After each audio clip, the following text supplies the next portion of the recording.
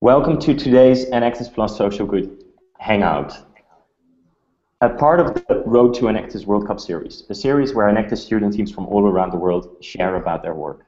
As part of this Road to Enactus World Cup series, we will highlight Enactus team stories from Germany, Brazil, China, India, Morocco, Singapore, and the United States. Although the FIFA World Cup kicks off today in Sao Paulo, Brazil, the real World Cup, of course, is 22 to 24 October in Beijing. Here in Beijing, Enactus teams from 36 countries will showcase the entrepreneurial projects they have conducted in the past academic years. For the people that are joining us today who are not familiar with Enactus, Enactus is an international non-profit organization that brings together student, academic, and business leaders who are committed to using the power of entrepreneurial action to improve the quality of life and standard of living of people in need. Guided by academic advisors and business experts, the student leaders of Enactus create and implement community empowerment projects all around the globe. Today, we have a few of these Enactus students with us from the Technical University Munich. This Enactus team won last year's Enactus World Cup in Mexico, with also one of their projects, OneDollarGlasses. Here you can see the team just after winning the World Cup in Cancun, Mexico last year. You see the smiles on their face. Hopefully you get some smiles from them today as well.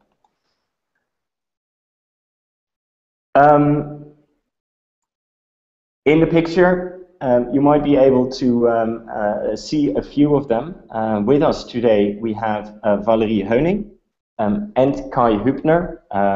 Please wave, Valerie, right? Valerie and Kai. And Jakob is with us as well, Jakob Schillinger. He is calling in from Brazil, where he is currently working on OneDollarGlasses, and he will share a little bit about that along the road. Furthermore, we have Sarah Currit. Please also wave, yes, she's Business Development Manager for Enactus US, and myself, Elgar Böhmer, and I'm Managing Director for Enactus in Europe. Again, we're all very happy that you are joining us today for this call, and hopefully you can learn a bit about this wonderful team, the projects that they are doing, and about Enactus. So, Jakob, can you explain a little bit to us what your signature project, the signature project of Enactus Technical University Munich, OneDollarGlasses, is about? Yeah, it's my pleasure, of course. OneDollarGlasses, as probably a couple of you guys already know, is targeted to people in need who need eyeglasses. So there's around 150 million people on this planet who need affordable glasses but don't have the means to buy them. That's a study from the World Health Organization's other study talk about more than 1 billion people. So the need is really big. Now Martin Aufmuth, a teacher from Germany, Erlangen, invented a simple machine to build a pair of glasses for less than $1 out of a wire and a couple of lenses that you clip in. We help Martin Aufmuth, and we bring this idea to life by bringing the machine, by bringing the knowledge to the people in need in different countries, all over the world, in Africa, in South America, and in Asia now. And we train the people in the countries to produce these glasses, and they then become so-called micro-opticians. They have all the knowledge they need to build their own business, produce glasses, and then sell it to the people in their country. So this is a quick roundup about for the project.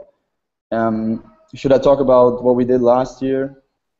Yeah, maybe. How did you, the first question, how did you connect with Martin, and how did you then really kick off with the OneDollarGlasses project? Yeah, like the connection question, probably Kai can better answer that, because that was his part. He did that. Well, actually, it starts way earlier. It starts at the National Cup Enactus 2012 in Germany. Where a colleague of mine and me were just talking about exactly the problem Jacob just described, and after that I just went online and kind of Googled different solutions and came across Martin Aufmuth, who has just launched his brand new website about the $1 glasses. And I really liked the person, and I really liked the concept, so I just called him right away on that moment, and we had a phone call for about 1 hour, where I told him what Enactus is about, and where he told me, what his whole idea is about. And I was totally fascinated, and I really wanted to support him by getting the concept out into the world. So we had some other phone calls and finally agreed on working together. And had one session where Martin just came to our team and introduced the concept to the team, and the people were totally fascinated about the thing, and that's where Jacob came kind of into place and really caught the fire that Martin Aufmuth brought to us that day. And probably I don't know, Jacob, your dedication for the project really originated, and where you figured for yourself you really want to make it big. So. Yeah, when we met Martin, the project was really at the very beginning. He went to Africa one time before, and his idea was just like really interesting, because like it tackled a lot of problems, and it was very easy and just an amazing idea. So our whole team was fire, caught the passion to work with him, and we said, Martin, we want to help you. Let's just tell us what we can do for you. And about 2 months later, in the time we trained with him, we learned how to build the glasses. And 2 months later, he calls us up and says, yo, listen, I have some time now, and I want to do the project in Africa. We're going to fly to Rwanda in 2 weeks. And I was like, okay, 2 weeks, Rwanda, Africa, I've never been there. Let's do it. So Eva, Nare, and me flew to Rwanda. It was in April last year, April 2013. And we worked there with Martin Aufmuth for about 2 weeks with the people, and trained them. And it was a wonderful experience on the one side, and on the other side, it was a great success because the people really learned it.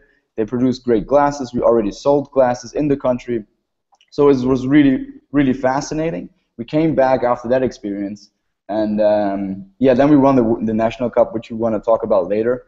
And after that, we said, Martin, we want to help more. We want to do more with this project. We want to really get it going and maybe do it ourselves too. So as Martin does it, he calls us up and says, yeah, in 2 weeks we can go to Burkina Faso if you like. And this time you're going to do it by yourselves. And we say, okay, Burkina Faso, never heard of this country. Where is it? And he shows us on the map, and it basically is, Burkina Faso is the third poorest country in the world. They speak French, so it's a different language also. But we said, we have the chance now, maybe we don't get it another time, so let's do it. And Nare and me, we flew there in was July 2013. And yeah, 2 months later, we're sitting in a room with 15 Burkinabe, and they stare at us, and they expect us to teach them something in French.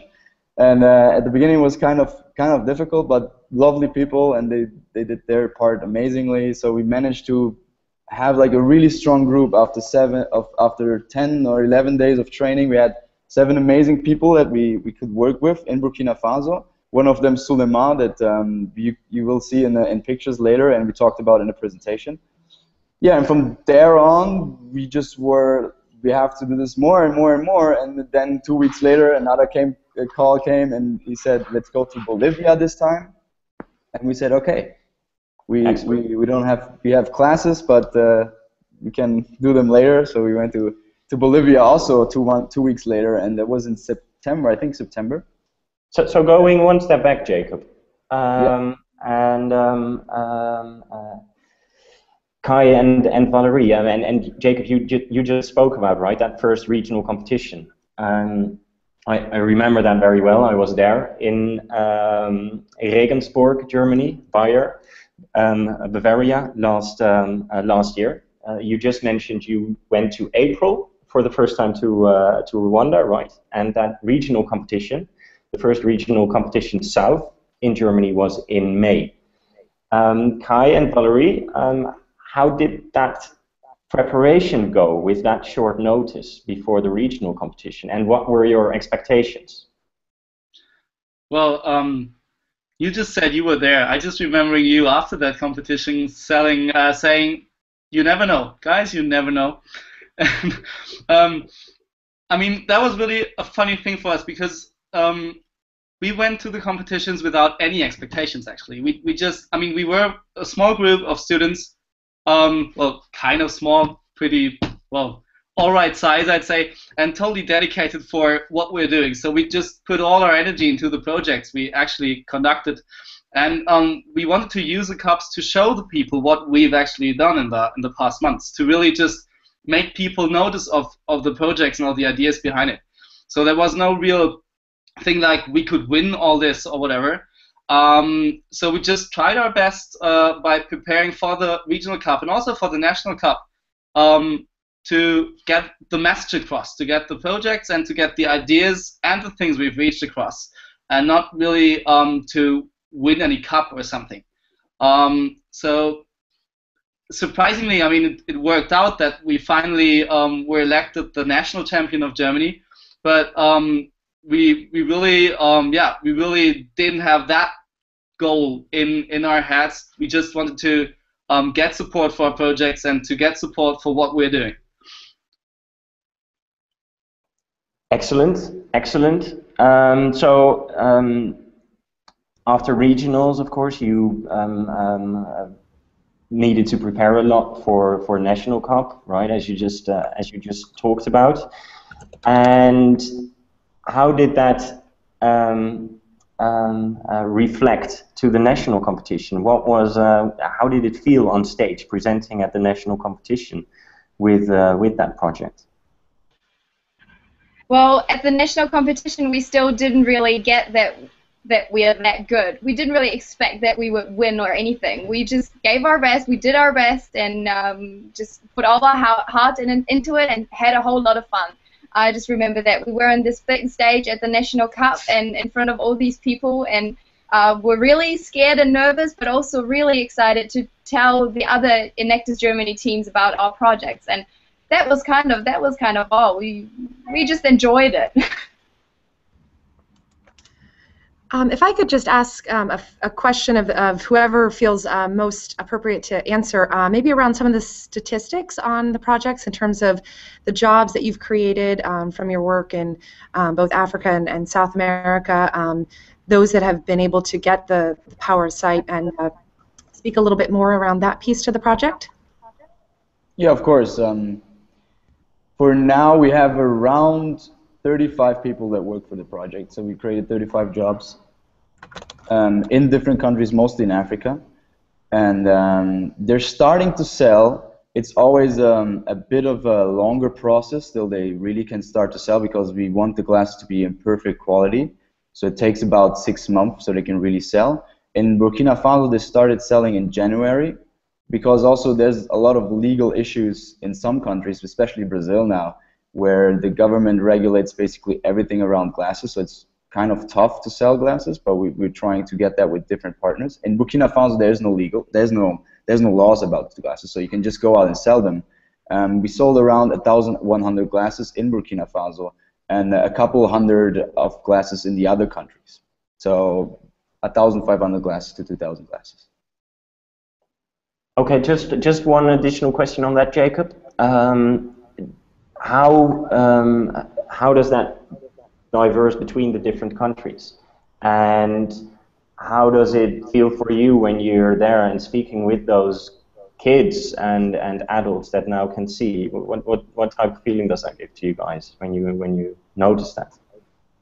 So on the one side, like in every country, that it's a totally different scenarios, totally different people, totally different laws, and a totally different infrastructure, of course. But like the problem of sight is universal, I would say. In every country is the same problem. They tell you the same stories that they can't read, and they cry when they read the Bible, or they cry when they read a book in school because they have to force their eyes so hard, and they get a headache, or they can't see what they see. In school, in Brazil, we had the people who worked in acai trees, and they can't see the fruits up there when they work, so they don't know if it's really a tree they want to climb or not.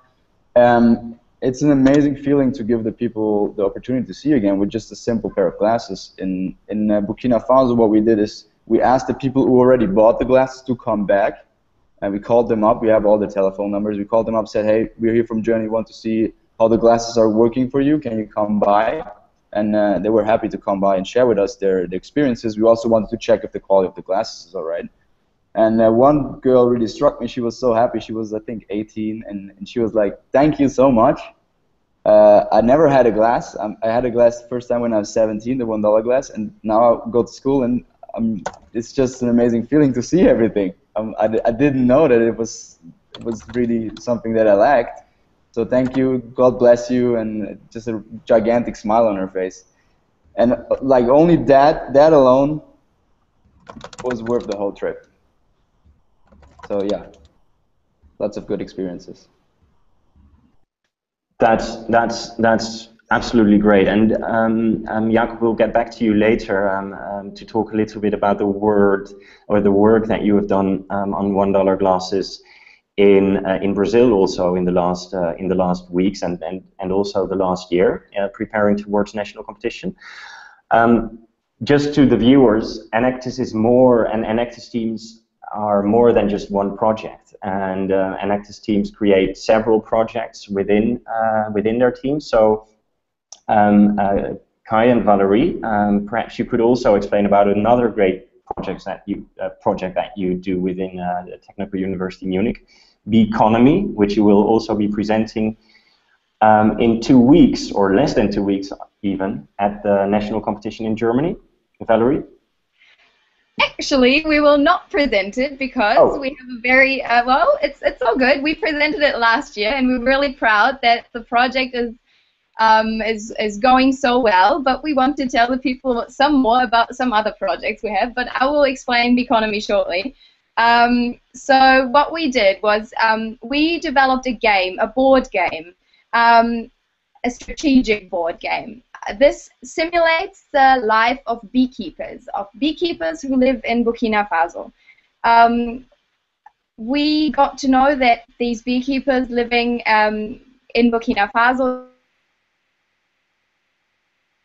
take honey, they know all of the technical stuff, but they are very scared of investing and of buying new beehives to increase their business and to actually make money.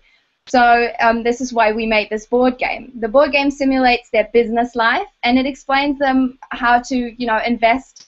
It shows risk management and also teaches them a little about accounting. So everything that they never learned, they learn just from this board game. So this is really easy. The people don't have to be able to read. They just play the game and they try out different things and learn how to invest very easily. We went down to Burkina Faso to teach the game to a few Burkinabe, and we trained 4 trainers who have actually now trained over 200 people in the last year. We're really, really proud that it's actually working. We know that these people have started to buy beehives and to invest in their own businesses, and it's really working out. And they don't really need our help anymore. The last thing that we did was make a video tutorial, so in case they forget something, they can look back on it and find all the information they need. And so we kind of handed the project over to a corporation that we found locally, and so we kind of tried to get it going on its own. But actually, we found out about a further problem. Maybe Kai, you can explain about the new baby project that we have. Yeah, sure. Well, it's not a real problem, but actually, I mean, producing honey produces also wax, and the problem kind of down there is that people don't know what to do with the wax, and it's also a thing that Burkinabe don't really have any cosmetical products so far.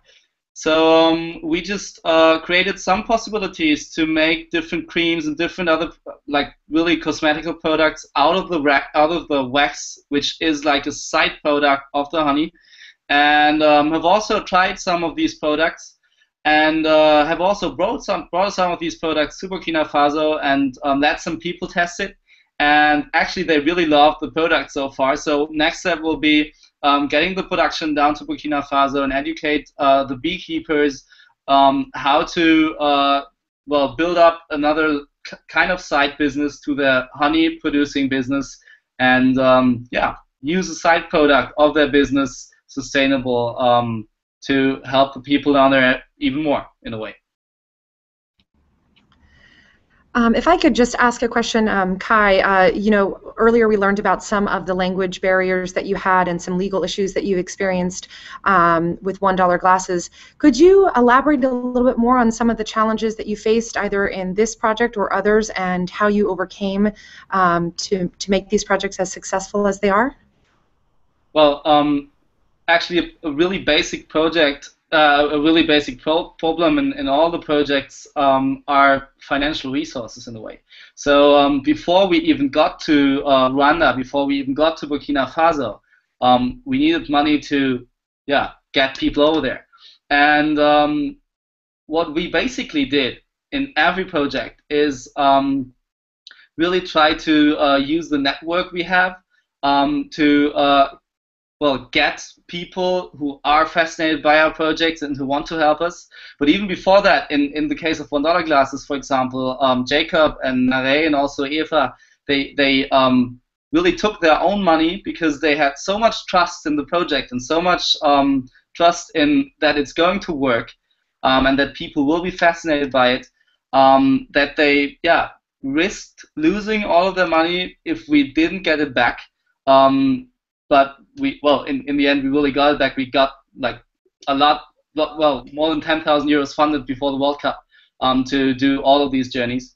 So this was really one of our biggest problems. But through the World Cup as well, we could really build a bigger network of supporters and of people who really are friends of Enactus Munich right now and who will in the future support us for the projects we do, also financially.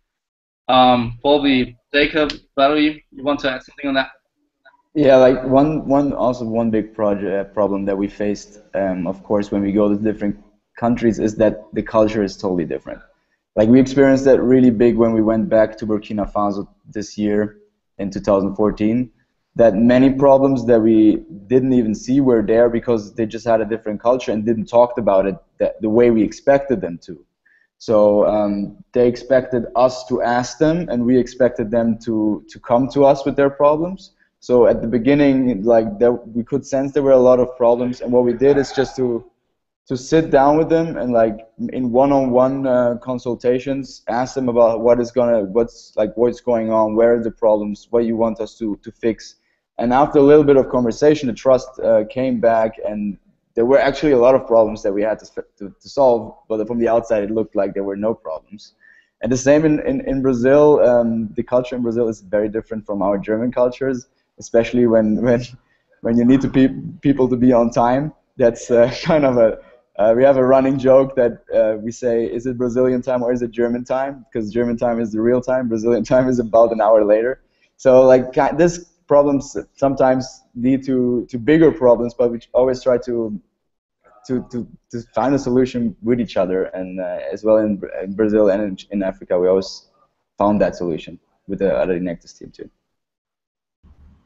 So in addition to financial resources, I know how much time you guys commit to these projects, and in part to brag on your behalf, I think it certainly deserves recognition on how much time you dedicate to these projects. Maybe we could break it down on a weekly basis or a monthly basis. I know a lot of teams give up their spring breaks and summer holidays. Could you speak a little bit about how much, in addition to your schoolwork, you commit to being on the Enactus team? Well, it really depends on the time of the year, I'd say. It depends on, for example, if Jacob goes to Africa or to Brazil or somewhere, then it's more than full-time. It's his life that he's spending there. He's going 24/7. He's with Enactus and with our projects. And then the time of the year, in my case, I'm currently working on the presentation for the National Cup, and I would say it's a full-time job at the moment. Uni is kind of at the side, and I have a lot to do for Enactus. But then there are also the other times during the year, and then it really it depends on what you do, on the project works you do, or if you work in an event team or whatever.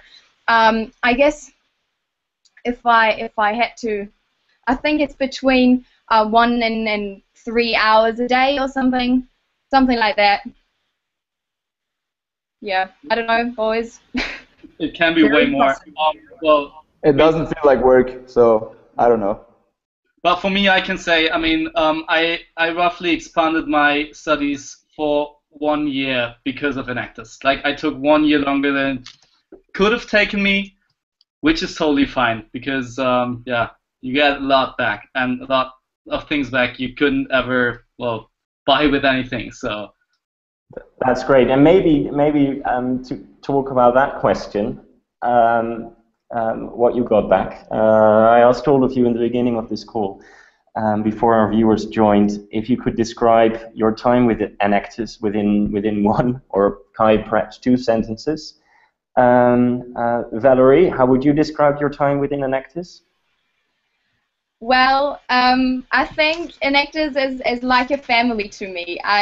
It's a lot of fun. It's a lot of love that we share. And sometimes, obviously, it's stressful, but there's always someone to catch you when you're feeling bad or something. There's always a friend, a family member of Enactus who will help you and go through it together with you, and that's really something. Great. And Kai, how does that feel for you? Well, I'd say Enactus was the best thing I could have ever done for developing my personality in life. Because there's so many aspects you have inside your work at Enactus. I mean, I've been leading the team for 1.5 years now, and it's so many things you work on, you have to think about, and so many awesome people, as Valerie just described, you come across like on national basis, but of course also on a worldwide basis, that I can't really describe how enriching it is. I mean, it's just putting your personal and also probably professional life onto another level than it definitely would be after just having studied for a while. Excellent. And Jakob, you've traveled the world for Enactus. Besides that, how would you describe your time within Enactus, or maybe in addition to that? Oh, and for me, Enactus was really a game changer in life, because it gave me the opportunity to discover my passion for contributing to other people's lives, and it made me so much happier. It just changed me in many ways that I'm really grateful for. So thank you guys for making this happen. All the Enactus people who work with Enactus is a great community. Yeah, all that Kai and Valerie said, it's just a great community that we share together, and we can help people, and that's really something amazing. That's nice. And maybe to wrap it up, because our 30 minutes are almost over, it would be great, Jakob, when you maybe could share a few pictures of those people that all of you guys, and not just the 3 of you sitting here, but all of your team, have impacted over the last 1.5 years. Yes, of course. Do you see the pictures? Yes. All right. So this is in Burkina Faso. We see here Suleiman. He's proudly wearing his $1 shirt and chilling out a little bit after the training. I'm just gonna flip through the pictures and you say if it's too fast, too slow. This is the team that. Jakob, sorry, we cannot see the pictures now at this time. Okay, maybe now. Nope. No. Wait. That's okay. Yeah, now we can see it. All right. Do you see the Suleiman picture over here? Yes. Okay. I'm just gonna flip through it. This is the whole team in Burkina Faso, with the 3 trainers from Germany, Leonie and Teresa, and the 10 producers of glasses. Some of them are handicapped. Then this is how it looks like when we do a training and teach them something about business or optics. Training on the machines with Teresa and Agate. Very concentrated. The people in Burkina Faso are very patient and very concentrated all the time. This is our new country director, the project manager, who now does our job when we're not there. It was also a big result that we got. Francois, he's 29 and doing a great job. And of course, they share their knowledge with each other, Agathe and Catherine. We also went to this is Suleiman, and we taught them, this is Excel 101, I think. We gave him some Excel tools to report to us how the project is doing, all the numbers, etc.